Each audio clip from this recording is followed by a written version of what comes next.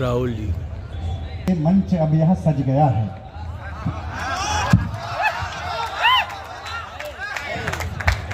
इसी सब में 6:15 बज गया है।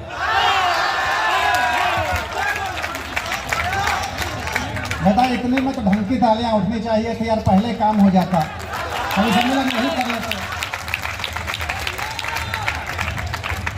इधर भी है मामला।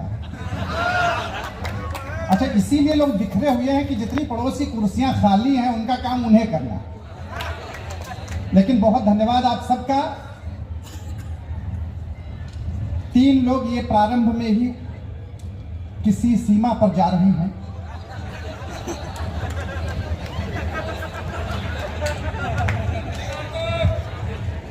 अच्छा लगा, आप लोग देख भी रहे हैं, क्योंकि सुनने में कई बार देखना बाधित होता है और जो देखने लगते हैं तो कई बार सुनना बाधित हो जाता है। मुझे अच्छा लगा। बीएचयू के लोग बहुत अच्छे होते हैं, अत्यंत ज्ञानवान। इसलिए कि जब आप यहां पर सुन रहे थे ये सर्व विद्या की राजधानी, तो उसमें एक शब्द मुझे लगा जोड़ना। जैसे हम लोग कहते हैं कि वो ज्ञानवान है, वो विद्वान है, तो मुझे लगा कि यहाँ विद्वान के साथ साथ विद्यावान लोग भी होते हैं। 3 लोगों ने इस बात को समझा है और 6 तालियां बजी। 12, 13, 15, 16, 17, 20, 25, 50, 60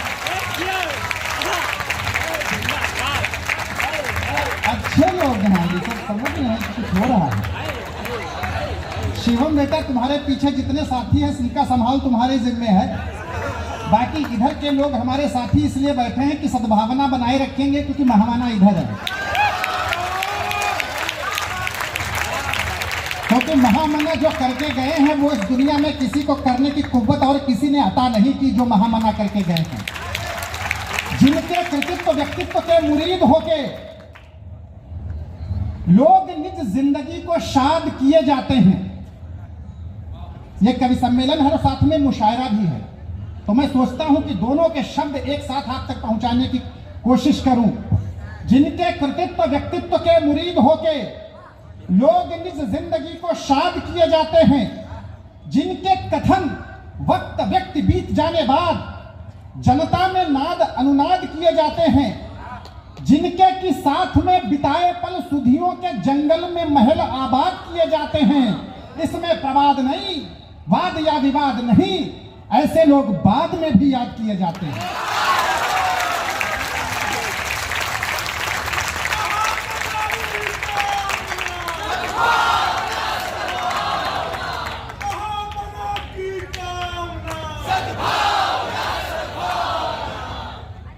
महामना की भावना, संभावना, संभावना।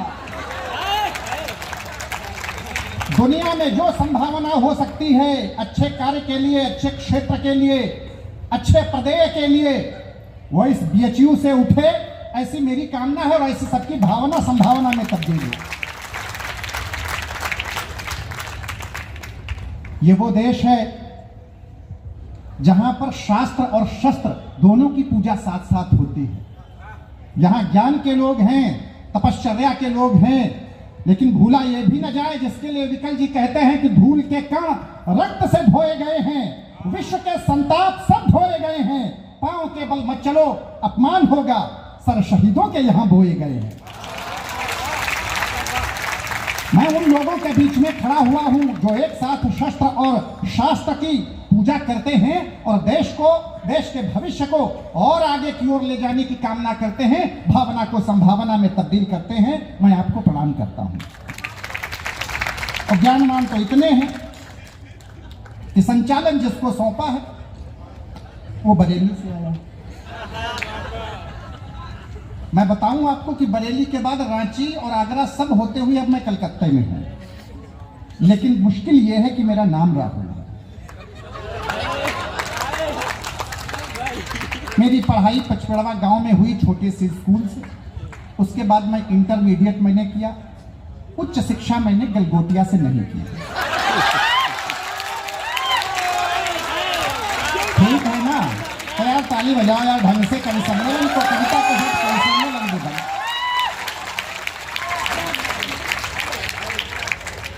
बीएचयू में पढ़ना चाहिए।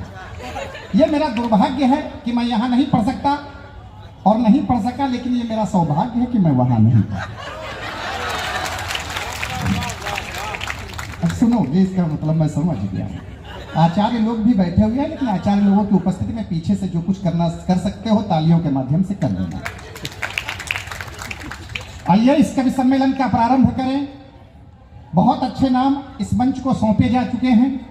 प्रोफेसर वशिष्ठ अनूप जी, जिनकी उपस्थिति में, जिनके संयोजन में मैं जब कहीं पहुंचता हूं तो मुझे अपने भाग्य पर आश्वस्त भी होती है, गर्व भी होता है। बहुत अच्छे लोग यहाँ पर हैं, अच्छी पंक्तियों के लोग हैं। सबका परिचय क्या कराया जाए? जिन जिनका परिचय यहाँ पर हो चुका है उन सबका परिचय मैं क्रमशः कराता रहूंगा, लेकिन उससे पहले एक मेरी जिम्मेदारी है कि किसी भी शारद मंच का प्रारंभ मां शारदे की वंदना से होता है।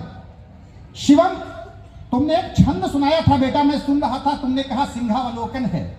मुझे तो नहीं आता जाता, लेकिन मैं 4 पंक्तियां रख करके इस कवि सम्मेलन का प्रारंभ करता हूं कि शारदे मां निज नीरक शीर का विवेक हंस, कैसे भी मगर हर मन में उतार दे, तार दे गलीज नीच कीच की अरात बीच, जड़ता की तमसा में ज्ञान दीप बार दे मां पाप ताप शाप अभिशाप आप, युग की विडंबना विसंगति को मार दे, और मार दे मरी हुई परंपराओं रूढ़ियों को प्यार दे, विसार देना शार दे मां शार दे।